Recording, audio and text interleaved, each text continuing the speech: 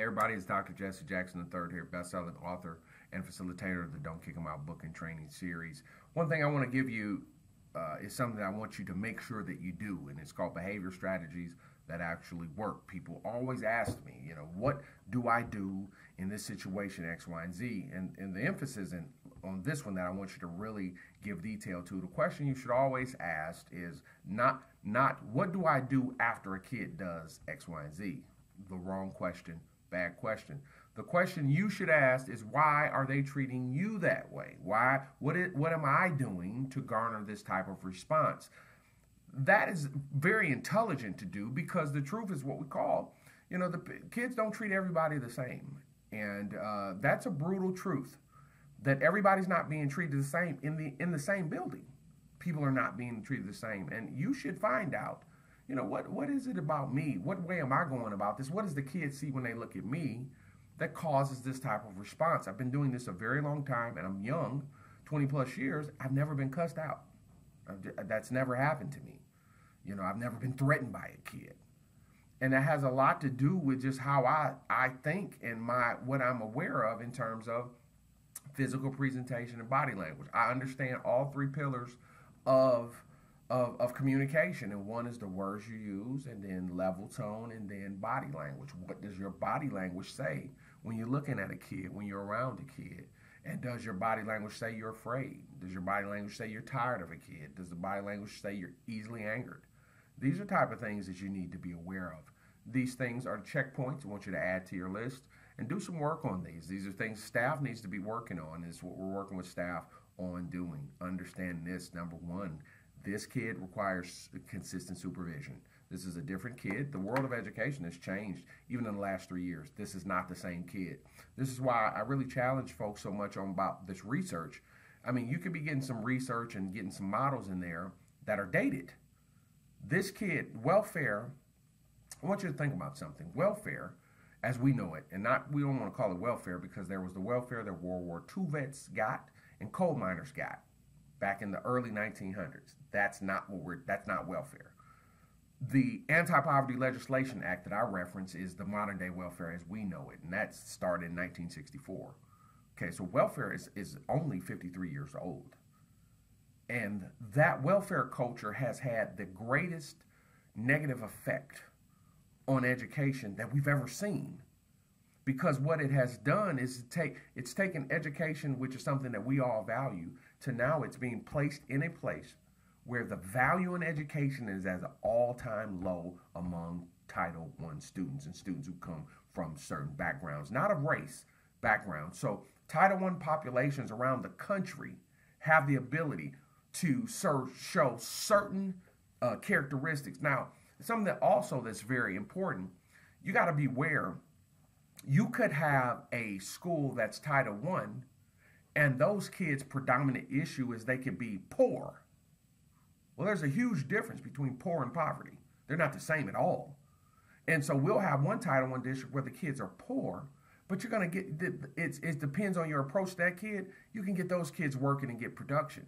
So this is why it's so key to not compare schools by the demographic of what we call poverty or income, because until you understand the distinguishing difference in poverty and poor, we don't understand it.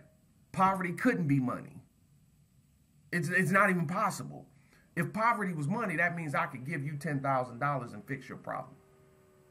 Everybody knows if you gave, guys, the first and third of the month is when many welfare recipients get their money.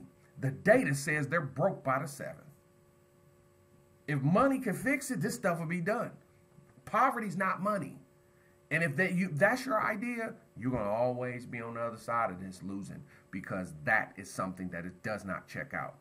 A poor kid can still value education. An impoverished kid, no, sir. No, not poverty.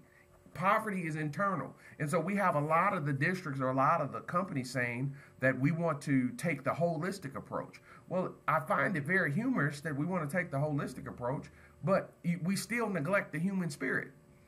And that's not, nothing's religious about the human spirit. We all have spirits. And you can't holistically deal with a kid unless you speak to the state of their spirit. And when you see a lot of these young people, they come to her with a broken spirit. What are we doing to lift the spirits of students? Guys, what are we doing to lift the spirits of the staff? And that's what I'm talking about. So the first understanding, you know, consistent supervision is something that we have to have happen for us to have an understanding of, with this kid, supervision is required. It calls an active engagement, no breaks, no disconnection, because the moment you give a break, before you know it, the program's moving in a different direction. That we weren't taught that in college. We weren't taught that in college. So, and this is what I say, in being a guy who's in the juvenile and jail area, we are taught this stuff. We're taught constant supervision in juvenile, so it is not a shock to us to walk around the class for 45 minutes, because that's what we do, consistently supervising. Then you have to come to school with a stable personality. You have to have a stable personality. Before you come to school, you gotta have a stable personality. You can't be the wild card to where we know you're up one day, down the next, up one day, down the next. We can't do that and be successful. We can't do that and be successful as a teacher. Your personality can't be a flip-flop. It just doesn't work. You know, you gotta be stable, you gotta be under control, you know, and if you're not, we're gonna struggle. Boundaries, personal boundaries in that classroom. There has to be boundaries around my desk, boundaries. There have to be things you don't do in my class, and those boundaries are set by the teacher. I mean, just like at your house, you got some houses, you got to remove your shoes at the door. That's boundaries. And so those principles don't change in the classroom. There are things you're not going to tolerate. And so you have to know that and that's your boundary. That's not a negotiation. You don't have to kind of play around and try to get along with people. You got to know your boundaries. You don't negotiate with your boundaries. Boundaries are something that are it's like personal space. You don't let people violate your personal space. Hey man, back up. Get up off me, man. You don't do that. And that's personal. These three, 1, 2, 3, very personal. Number 4, extreme patience. It's a term that I'm coining that it means patience times 10. This kid, man, is going to press it. And so you got to be patient but not tolerant. Patient but not tolerant. Patient but not tolerant. Patient but not tolerant. Patient but not tolerant. Very patient but not tolerant. And number 5, we'll leave it here, you have to be structured. We found out a lot of teachers that struggle are not very good at planning and being organized.